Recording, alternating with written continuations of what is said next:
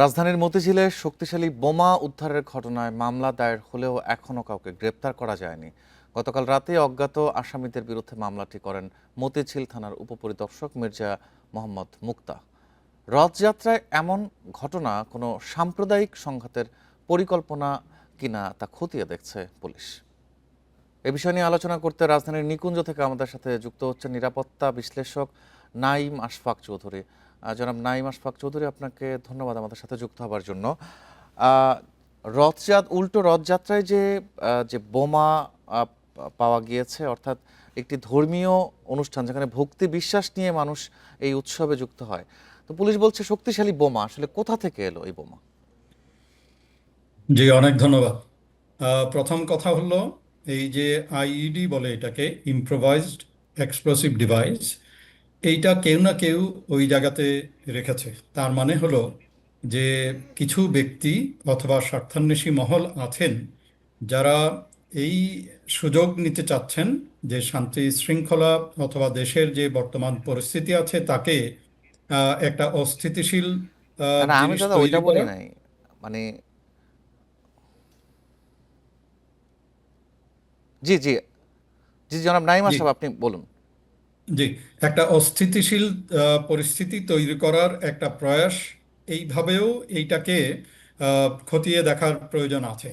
দুই নম্বর হলো যে স্থান এবং টার্গেট, যদি আপনি চিন্তা করেন, স্থানটা হলো খুব সেন্সিটিভ জায়গা, যেগুলোকে আমরা কি পয়েন্ট ইনস্টলেশন বলি।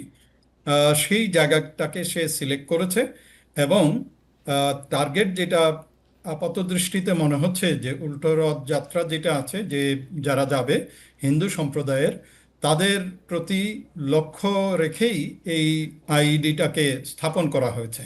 সো এইটাতে মনে হচ্ছে যেটা, যে কিছু স্বার্থান্বেষী মহল আছে যারা এই লক্ষ্য, মানে টার্গেট এবং স্থানগুলোকে নির্বাচন করবে, এবং এই রকম ঘটনা আরও যে ঘটবে না তার নিশ্চয়তা দেয়া যাবে না।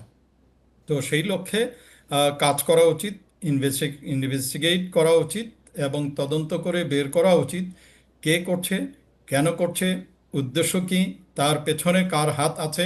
আহ, এই সকল বিষয়গুলো এবং এটার উৎস কোত্থেকে বানালো, কে বানালো, সকল বিষয়ে কোনো অবস্থাতেই এটাকে সহজভাবে নেওয়া ঠিক হবে না। আমি সেভাবেই বিষয়টাকে দেখছি। এই বোমার উদ্দেশ্য, মানে কি উদ্দেশ্য থাকতে পারে বলে আপনার ধারণা? আমি সেটাই বলছিলাম যে, মনে করেন এইটা যদি তার যে লক্ষ্য ছিল, এবং এই লক্ষ্যটা যদি উল্টো রথযাত্রায় যে যারা আসছে তাদের প্রতি যদি হতো, এবং এই ঘটনা যদি ঘটে যেত, অর্থাৎ বিস্ফোরণ হয়ে যেত, অনেক লোক আহত হতো, তাহলে এক ধরনের নেরেটিভ দেয়া যেত যে আহ, যারা জঙ্গিবাদী আছে তারা এই দেশে যারা মাইনরিটি আছে তাদের বিরুদ্ধে কাজ করছে। সো জঙ্গিবাদীর উত্থান হচ্ছে, এই যে নেরেটিভ, এই নেরেটিভটা আরো ছড়িয়ে দেওয়ার জন্য এই কাজটা করতে পারে। মানে আমি একটা ওয়ান অফ দ্য নেরেটিভস আমি বলছি, বা সম্ভাবনার কথা বলছি। সো সেই কারণেই এই জায়গাটা হয়তো বা সিলেক্ট করেছে, এবং টার্গেটটাও মাইনরিটির যে লোকজন এই দিক দিয়ে যাওয়ার কথা ছিল, সেটাও একটা হতে পারে। আর দেশে বিদেশে সন্ত্রাসী গোষ্ঠী কি এসব বোমা উদ্ধার ব্যবহার করে? আইডি সকল জায়গাতেই ব্যবহার হয়, পৃথিবীর সব দেশেই ব্যবহৃত হয়। যারাই এই সব কাজ করে তারা ইম্প্রোভাইজড ওয়েতে এক্সপ্লোসিভ যে ম্যাটেরিয়ালগুলো আছে, সালফার এবং অন্যান্য জিনিসগুলো, এবং মানুষকে আঘাত দেওয়ার জন্য বল, আয়রন বল ব্যবহার করে, শার্পনেল ব্যবহার করে, বিভিন্ন ধরনের আইটেম ব্যবহার করে। এবং এই আইডির ব্যবহার সকল যে যুদ্ধক্ষেত্রে যেমন হয়েছে, শান্তিপূর্ণ এলাকায় সন্ত্রাসীদের উপস্থিতি জানানো অথবা তাদের কাউকে আঘাত করার ক্ষেত্রেও এই আইডি ব্যবহার হয়। এটা যে শুধু বাংলাদেশে হচ্ছে তা নয়, পৃথিবীর সব জায়গাতেই হয়। জি, অসংখ্য ধন্যবাদ জনাব নাঈম আশফাক চৌধুরী আমাদের সাথে যুক্ত হওয়ার জন্য।